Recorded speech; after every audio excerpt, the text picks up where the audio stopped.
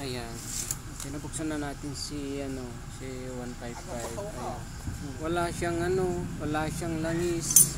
Itong clutch damper niya gumagalaw. Sabay galaw nga po. Ayan tingnan niyo. Ayan. Laki na ng galaw. Kaya lang din naman tayo makapag-desisyon kapag wala yung may-ari. Diba kapag napalitan natin ang nagawa yan, di na nga tayo binayaran, di pa babayaran yung tindahan. Kaya po natin yung may-ari. Ang nangyari dito kasi nawawalan siya ng langis. Tignan nyo nangyayari sa clutch. Sa niya.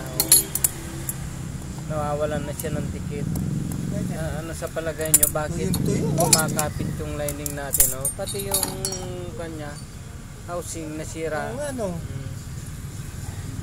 Nawawala siya ng lusad kasi wala na siyang langis. Nasunog yung naputol pa. Naputol. Kita nyo kung anong nangyayari sa mga sasakyan natin kapag napapabayaan natin sila. Ayan.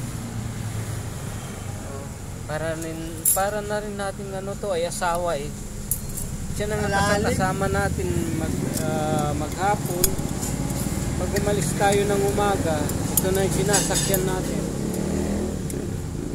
Malalim po. Para natin kasama.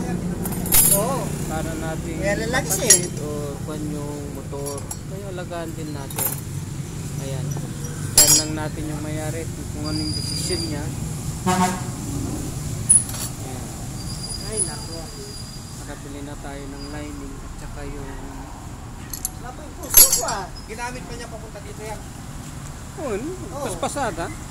Lang madi makataray.